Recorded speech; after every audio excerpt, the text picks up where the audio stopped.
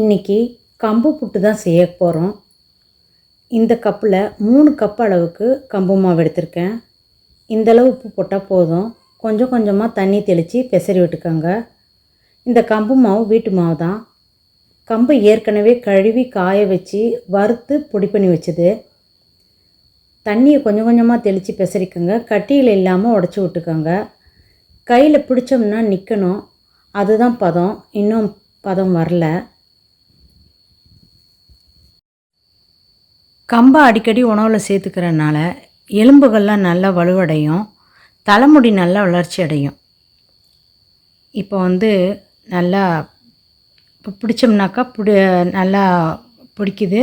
உதுத்தோம்னா மாவு நல்லா உதிரியாக வருது. இதுதான் பதம். கொஞ்சம் கொஞ்சம் கட்டிகள் இருந்ததுன்னா கையில் உடச்சி விடுங்க. இல்லை அவசரமாக வேணும்னா மிக்சியில் விப்பரில் போட்டு எடுத்துக்கிட்டிங்கன்னா ஒரே ஈவனாக நல்லாயிருக்கும். பார்த்திங்களா, ஒரே ஈவனாக நல்லாயிருக்கும். பார்க்குறதுக்கும் நல்லாயிருக்கும், சாப்பிட்றதுக்கும் நல்லாயிருக்கும். இப்போ நம்ம ஆவியில் வச்சிடலாம். நான் இட்லி பானையில் முதலே தண்ணியை ஊற்றி சூடாக்கி வச்சுருக்கேன். இப்போ எடுத்து போட்டு வச்சிடலாம். 5 நிமிஷம் வேகட்டும். வெந்த பிறகு பார்க்கலாம்.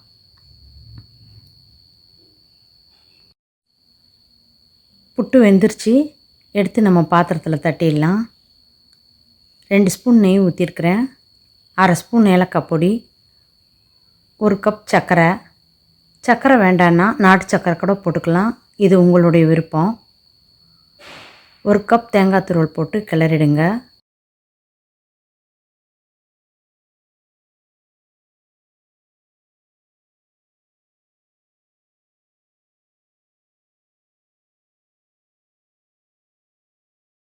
கம்பு புட்டு ரெடி.